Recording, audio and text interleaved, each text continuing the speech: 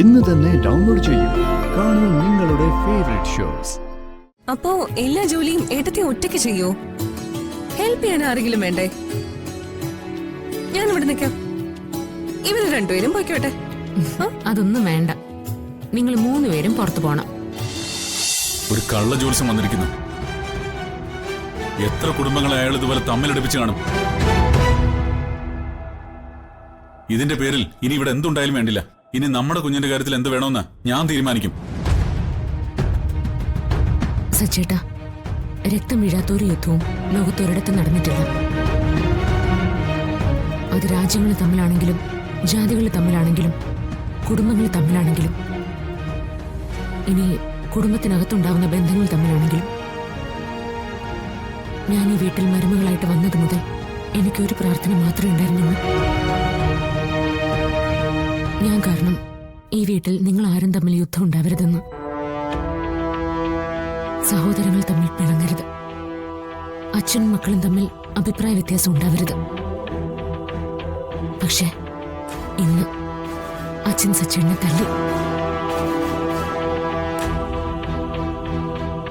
എന്റെ ഭർത്താവിന് നേരെ ആരെങ്കിലും കൈ ഉയർത്തുന്നതും അപമാനിക്കുന്നതും എനിക്ക് സഹിക്കാൻ കഴിയാത്ത കാര്യം. അത് സ്വന്തം അച്ഛനായാൽ പോലും. സച്ചിൻ നിന്ന് അച്ഛന് നേരെ ശബ്ദം ഉയർത്തി സംസാരിച്ചു. എന്താ കാരണം? ഞാനും എന്റെ വയറ്റിലെ നമ്മുടെ കുഞ്ഞും അതിന് കാരണം. തന്റെ വയറ്റിലെ കുഞ്ഞ് തന്റേത് മാത്രമല്ല, എന്റേത് കൂടിയാ. അതിന്റെ പേരിൽ ദോഷം പറയാൻ വരുന്നവരാരായാലും അവരോട് ഞാൻ എതിർത്ത് സംസാരിക്കും. അത് സ്വന്തം അച്ഛനായാൽ പോലും. എന്നിട്ട് എന്ത് ചെയ്യും? നേരത്തെ സച്ചേട്ടൻ പറഞ്ഞ പോലെ ഒരു വാടക വീട് എടുത്ത് വേണമെങ്കിൽ നമുക്ക് മാറി താമസിക്കാം. ആരും നമ്മളെ തടയില്ല. പക്ഷെ എനിക്ക് കിട്ടുന്ന പേരെന്തായിരിക്കും? കുടുംബത്തിന് കൊള്ളാത്തവൾ, അഹങ്കാരി. കുടുംബത്തിനകത്ത് പ്രശ്നങ്ങൾ ഉണ്ടാക്കി അച്ഛനെയും മകനെയും തമ്മിൽ തെറ്റിച്ച് ഭർത്താവിനെ കൊണ്ട് കുടുംബം ഉപേക്ഷിച്ചു പോയവൾ. അങ്ങനെ ഒരു കിരീടം എന്റെ തലയിൽ ചാർത്തി വെക്കണോ? ഇതൊന്നും നിന്റെ കുഴപ്പം കൊണ്ടല്ലെന്ന് ഇവിടെ എല്ലാവർക്കും അറിയാം. എന്നിട്ടും നിന്നെ നമ്മുടെ കുഞ്ഞിനെ ദ്രോഹിക്കുക, അതിന് ഞാൻ നിന്നു കൊടുക്കണമെന്നാണോ നീ പറയുന്നേ? അല്ല, ചിലപ്പോഴൊക്കെ ക്ഷമിക്കുന്നതും പിന്നീട് വിജയമായി തീരും. ഇനി സച്ചേട്ടൻ അവരോട് ആരോടും വഴക്കിന് പോകരുത്. പ്രത്യേകിച്ച് അച്ഛനോട് എതിർത്ത് സംസാരിക്കരുത്.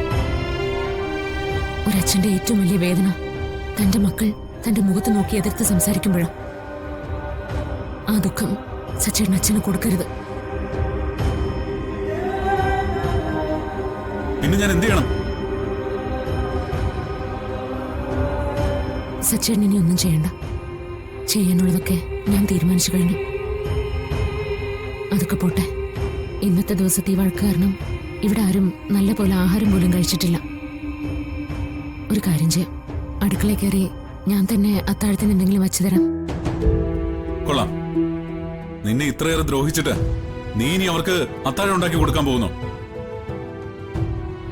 ആതിരെ അനകിയ സ്നേഹമൊക്കെ ഉണ്ടല്ലോ. അതും പോരെങ്കിൽ എല്ലാം തലയിലേറ്റി കിരീടം പോലെ കൊണ്ട് നടക്കുന്ന അവധി കടത്തിയുണ്ടല്ലോ. അവരെല്ലാം കൂടി ചെയ്യട്ടെ. അതല്ല സച്ചേട്ടാ, ഈ രാത്രി എനിക്ക് എല്ലാവർക്കും ആഹാരം വെച്ചു കൊടുക്കണം. എല്ലാവരുടെ സ്നേഹവും വേണം. നിന്നെ ദ്രോഹിക്കാൻ നിൽക്കുന്നവരുടെ സ്നേഹം നിനക്കെന്തിനാ? ഈ വീട്ടിൽ എല്ലാവരും എന്നെ ദ്രോഹിക്കാൻ നിൽക്കുന്നവരാണെന്ന് ഞാൻ കരുതുന്നില്ല. സാഹചര്യങ്ങൾ കൊണ്ടും അനുഭവിക്കേണ്ടി വന്ന സംഘർഷങ്ങൾ കൊണ്ടും ചില സമയത്ത് അവർ നമുക്കെതിരെ നിന്നിട്ടുണ്ടാവാം.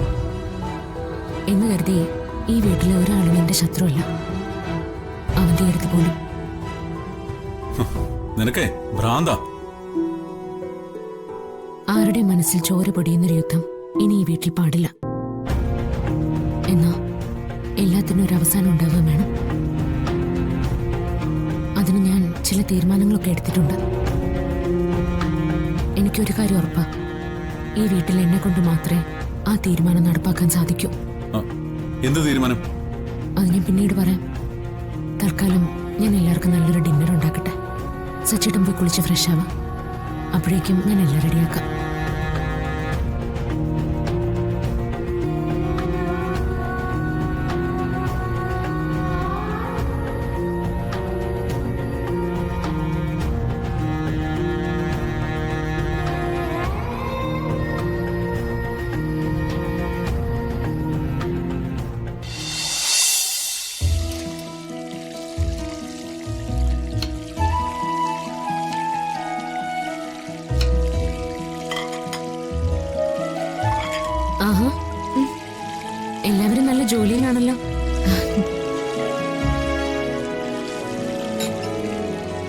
അത്താഴമൊക്കെ റെഡിയായോ? ചെറിയ രീതിയിൽ ഞങ്ങൾ തുടങ്ങുന്നേ ഉള്ളൂ. ഇന്ന് അത്താഴത്തിന് എന്തുണ്ടാക്കണമെന്നുള്ള ആലോചനയാണ് ഇവിടെ നടക്കുന്നത്. അപ്പൊ ഇതുവരെ ഫൈനൽ ചെയ്തില്ലേ? അതെങ്ങനെ ഫൈനൽ ചെയ്യാം? ചിലർക്ക് ചപ്പാത്തിയും വെജിറ്റബിൾ കുറുമയും വേണം. കുറച്ചു പേർക്ക് നോൺ വെജ് നിർബന്ധം.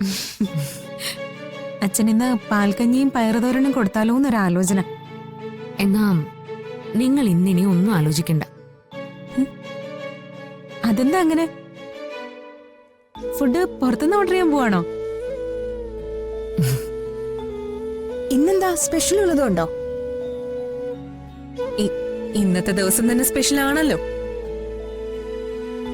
അതുപോലുള്ള സംഭവങ്ങളാണല്ലോ ഇന്നിവിടെ നടന്നതെല്ലാം. അതിനെക്കുറിച്ചൊന്നും ഇനി ആരും സംസാരിക്കണ്ട. അതൊക്കെ കഴിഞ്ഞു. പക്ഷേ ഇന്നത്തെ ദിവസം എന്നെ സംബന്ധിച്ചിടത്തോളം വളരെ സ്പെഷ്യലാ. അതുകൊണ്ട് നിങ്ങളാരും ഇന്നൊരു ഫുഡും ഉണ്ടാക്കണ്ട. നിങ്ങൾക്ക് വേണ്ടി ഇന്ന് ഞാൻ ഫുഡ് ഉണ്ടാക്കി തരും. അതെന്തിനാ? ഇന്ന് നമ്മൾ എല്ലാരും ഒരുമിച്ചല്ലേ ഫുഡ് ഉണ്ടാക്കുന്നേ? എന്നാ ഇന്നങ്ങനെയല്ല. ഇന്നത്തെ ഫുഡ് എന്റെ മാത്രം സ്പെഷ്യലാ. അതുകൊണ്ട് നിങ്ങൾ 3 പേരും ഇപ്പൊ തന്നെ ഈ അടുക്കളയിൽ നിന്ന് പുറത്തു പോണം.